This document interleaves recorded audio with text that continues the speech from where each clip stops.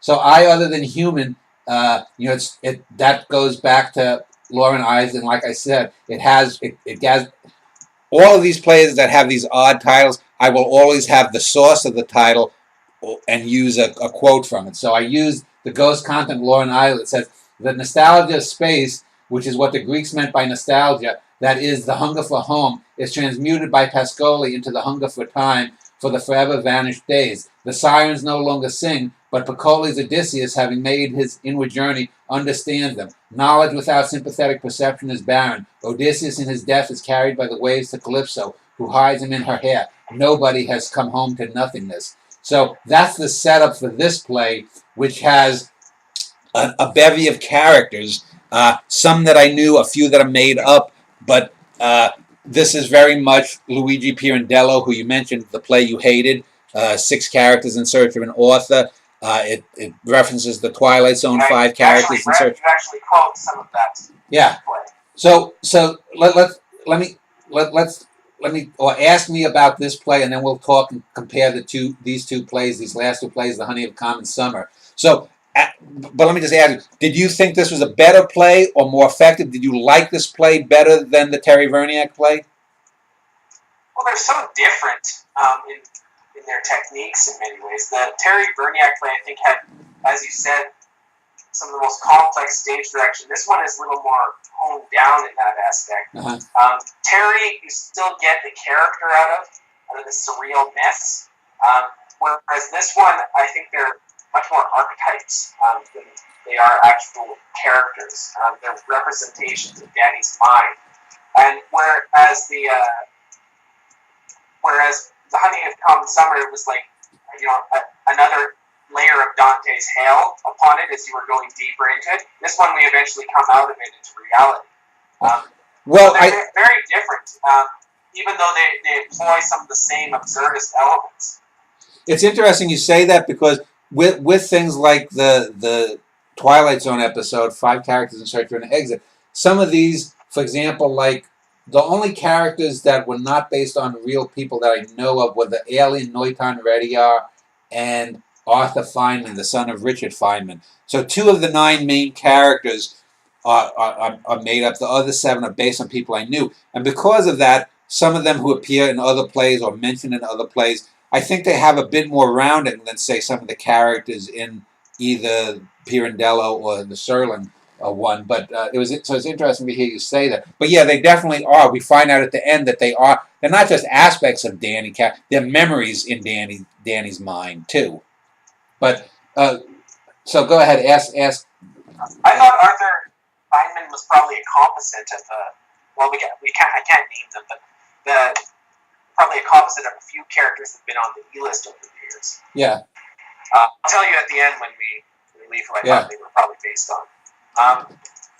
The thing with this play that I thought was very interesting, and when we're talking about likes, it's sort of you get into your own biases, and I think you probably have them, but you have to accept them. This is another one that I didn't necessarily like. If we're talking about the Twilight Zone, 5 characters in search of the exit is probably one of the greatest Twilight Zone episodes, but I prefer ones like Walking Distance or Stopping at Willoughby over that, because they have some fidelity in reality. Was the abstract representations of the archetypal type of things. But you made a good point too, where you can take sort of they're skeleton characters, but you can take what was in prior plays. So the order of reading these plays is important. It may be something that just comes together, and you may not have anything that you're consciously doing to make that into an order. But it is important that you read the prior plays prior to reading this one if you're going to get everything out of it.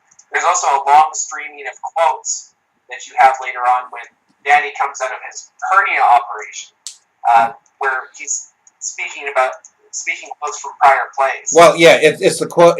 This is the 22nd play, and as I said, there's no Danny quote from Features play, the one with the crazy guy and watching the Wallace Shawn stuff. So the 21 other prior plays. There are 21 quotes plus what Danny says at the end, waking up to the nurse, which will be taken up because I have a play that's going to be about my hernia, with Danny waking up, saying this thing about the woman's uncle, and this is the spur for her to find out about Danny. So the end of this play is sort of like a backdoor, like they would do in TV. It's the entree to a future play. So I have these quotes from the prior plays, and I'm setting up a future play, just like in some of my major novels. In the Vincetti Brothers, I set up things for A Norwegian in the Family. And Norwegian in the Family set up things for my spy book. I wanted to differentiate the scenes from the acts so that we can go into this. And I agree with your summary of the difference between the word choices of acts versus scenes. Prior to the sixth act, you don't know if where this play really begins and ends. It is less surreal than The Honey of Common Summer, but it still does have surrealism in it. So that you don't, they end the same way every time with Noiten Radio or whatever his name, the alien, coming out and becoming a bipedal alien as the fog is putting them all to sleep. So you don't really know where his motivations lie, and that's sort of a red herring put at the beginning of the play. Yeah. Because you find out that he really never had any motivations, that he was, again, another memory or perhaps idea in Danny's mind. Yeah. Well, and the thing too is, you have these characters. I don't know if I would say. I mean, it's not as surreal in terms of the visuals that you see on the stage, but we start off with in Terry Verniak in The Honey of Common Summer. He's on a train, and then he's in a hotel. So you have these seemingly realistic things. Each of those things starts off. He starts off in front of a door, basically, in most of the scenes. And then something weird happens. A bellboy comes along. A whipped guy walks down the hall. Someone opens the door, and it's the people he killed 15 years ago accidentally in an accident. Whereas in here, we start off, and we just have these 9 characters in a thing called The Place. And then we see, we have a wall that's dropped down, splitting it in half. Then it moves to one side, and then to the other side, and then it's in half again, and then the wall is gone. And so these people are adjusting to this bifurcation of themselves. And in the third or fourth one, the dumbest guy basically gets killed, and it's sort of like the Wizard of Oz. We know it's him because I also thought that there was something, that an author would do. I can't do anything with this character, so let's just kill him. Yeah, and basically, but that's the way it happens, because if these are memories, somehow he's been extinguished, and in the next scene, after he's been extinguished, they keep forgetting. In the next scene, in the next act after he's been killed, they remember his name. In the next act after that, only 1 or 2 of them remember that he was alive, and they forget his name even. So you have that whole thing of being expunged, like Orwellian newspeak. They also seem to funnel a bunch of ideas that are going on in Danny's head, or things that he's remembering, like Oscar Wilde quotes. Yeah. I think you may have a little bit of Noel Coward in here too. Then you also have Lane, who is talking about her daughter incessantly and how much she needs to go get her daughter and get out of this place. Totally forgetting about this entirely, or rather, altering the realities to the extent that it never happened, and none of the other characters recall this except for her mentor Pete. Yeah. Who are the two of them are constantly battling each other. Where Lane, at the apogee of their conflict, is even kicking him in the balls. Yeah. But she starts quoting Weldon Keys in the middle of this too. I have no God I desire them. Yeah.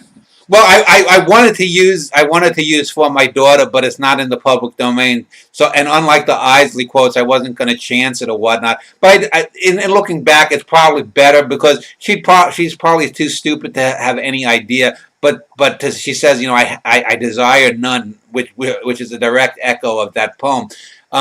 But the characters pair off interestingly. I was talking earlier about how the Helen Wagner death in the one play reflects back on both the Henry Miller death and about the death of the mother in Exteriors, and how some of these plays have 1 or 2 connections with other plays, and they sort of interlock with each other like puzzle pieces. In a similar way, you see these characters sort of pair off or form little factions. For example, you have sort of the Sciolist factions.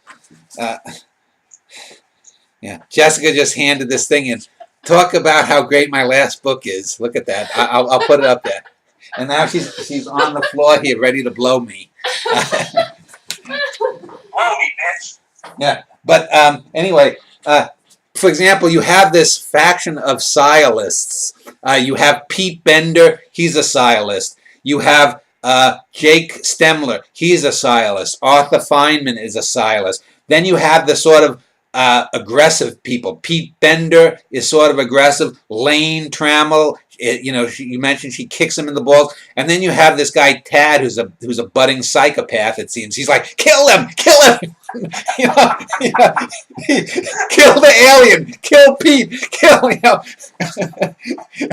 And then you have sort of the dumber characters like Lane. You have the Donna character who turns out to be dead because the alien says he registers only 7 humans when there were 8 there. And then when the Chuck Miniver, the dumb jock guy dies, there's only 6 humans registered. And we find out that Donna, and that's her real name because she's dead, just like Henry Miller.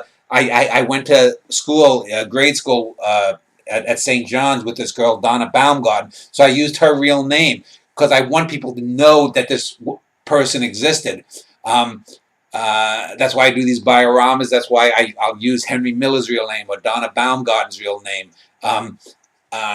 And so we find out that's the reason she doesn't register on the alien. The alien, for example, we find out that his name is really Raider Nation in reverse, Noitan Redia.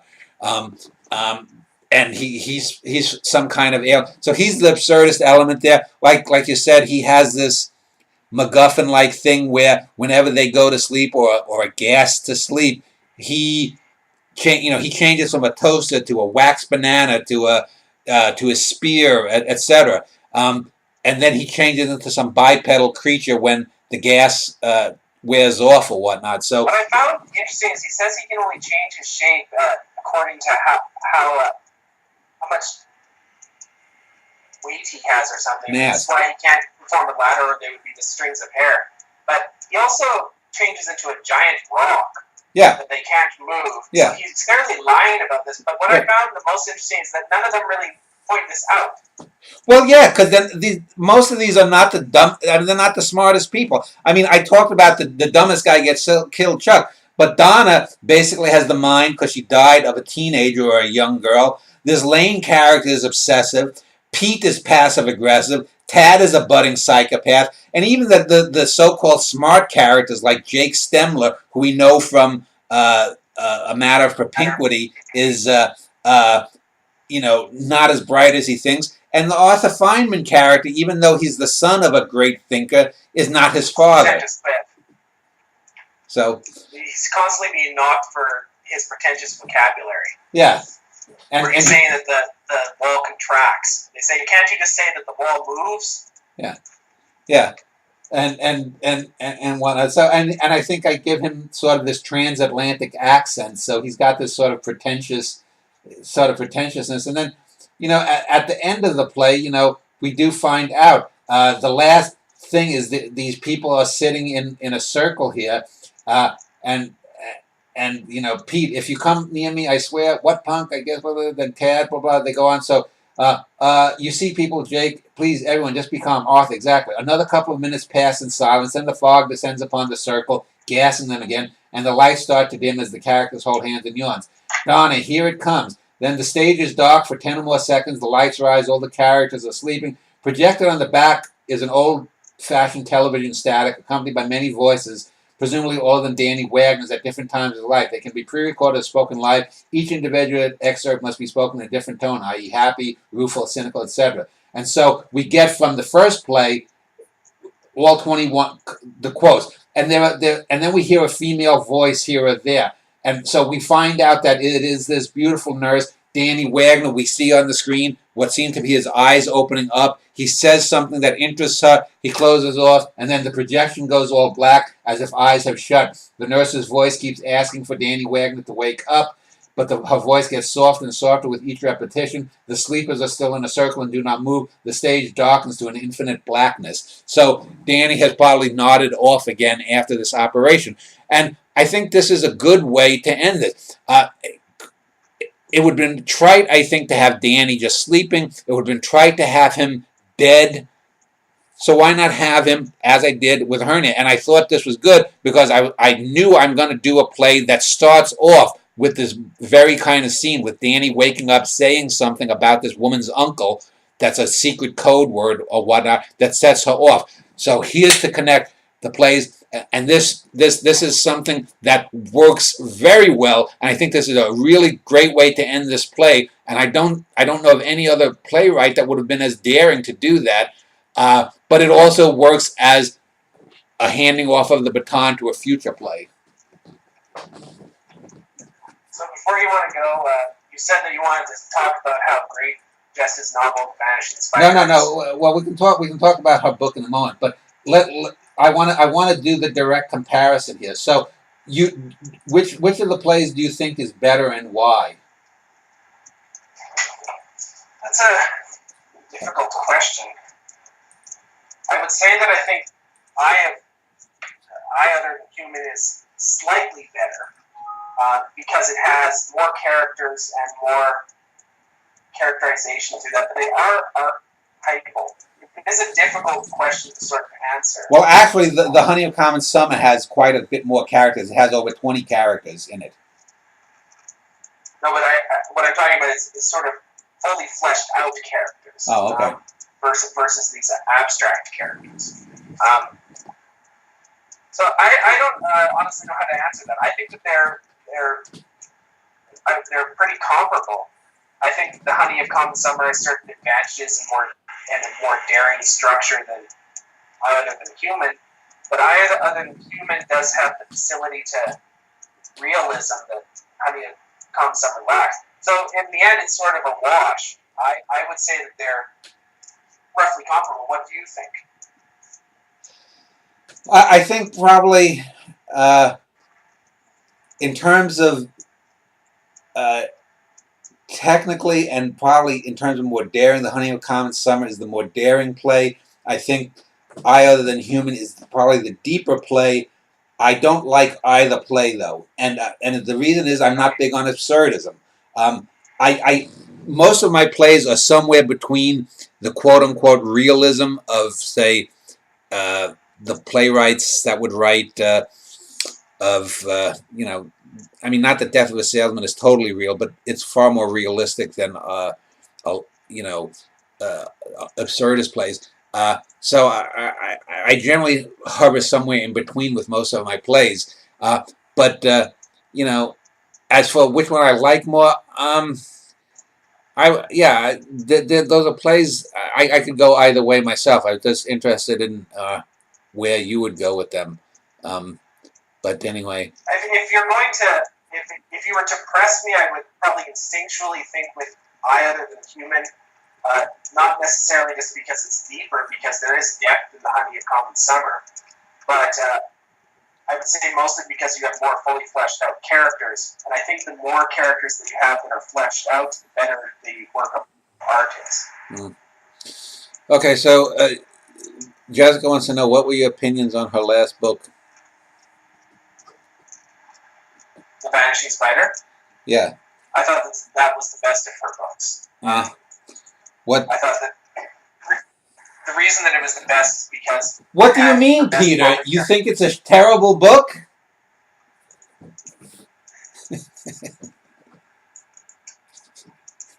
Or she's probably listening on her earbuds. She doesn't hear it.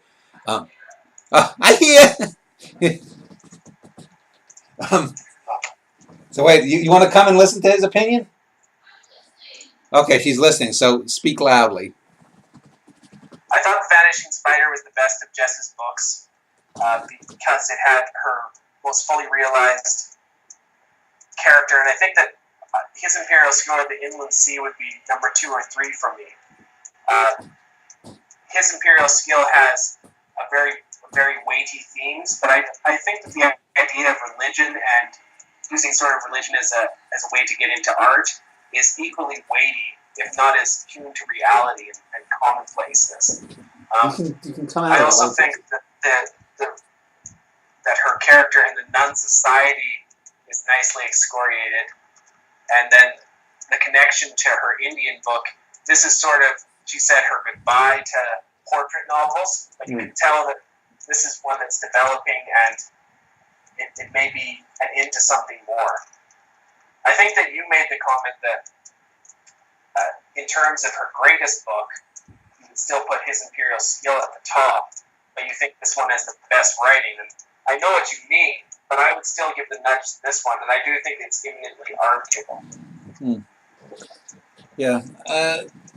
The character of Farco is probably her best realized comic character. In her early books, she had a couple of characters that appeared in 2 or 3 books, that sort of these sort of dopey characters. But this character is probably the thing that is the thing that really makes. Do you still subjectively like Jess's books and writing style more than your own? Yeah, I mean, I like Jessica's style. I admire it. It's something that I would probably do some books like that if she didn't exist. You know, I think I've said before that one of the reasons I write poems or write is if I probably wouldn't have the impulse to write if there was a lot of great art, great literature out there, because then I could just spend my time reading rather than writing. Because I don't see my art necessarily as an expression of myself. But since Jessica's there, I don't have to touch those kind of portrait kind of novels. So you write only if there's a void. Well, you know, if I knew of a salesman who was semi-suicidal, I'd have no reason, you know, and I read Death of a Salesman, I'd have no reason to write that play. If Death of a Salesman didn't exist, I'd probably write something very similar to it or close to it, you know, not as Miller, what's his name? Arthur Miller, Death of a Salesman, as Miller wrote it, but something in that vein. If there had been something like the Vincetti brothers, I would not have had to have written the Vincetti brothers, you know. But the most famous mafia book that you get is The Godfather, and I don't know if you ever read it, but it's a piece of trash. I mean, it's pulp crap. It's not a good book in any way, shape, or form. Even for pulp novels, it's not well written. Mario Puzo was not a good writer. If you know, so. I would not have to write the poems that I wrote, you know, if there had been people writing about kids in gangs, or people writing about Al Capone, or people writing poems about these famous paintings that I did in the 49 gallery poems, I wouldn't have to write them. So, but I do because there isn't. So I am, in a sense, filling a need, and filling that need does express myself in the sense that I feel a desire to write about my dad or my mom. You know, I want to write about a lot of these characters and a lot of these female characters because they existed. This last play I just sent you, the 23rd one, that's a play about a woman that was, I won't say frigid, but didn't know what she wanted. And I've looked her up, and she still is a hackademic, as I say in the play. The play I just sent you about A Rose for Emily, about this over-the-top violent woman. I mean, when you read it, I mean, I would say there's a 90% chance that A Rose for Emily will be your favorite play of mine, just emotionally, because it's laugh out loud funny, and the characters are just too much, but it's virtually taken from reality, except toned down, in fact. And I wanted people to know that people like this exist. The Big Als, the Henry Millers, the Helen Wagners, a.k.a. Helen Schneider, the Jerry the Jews even.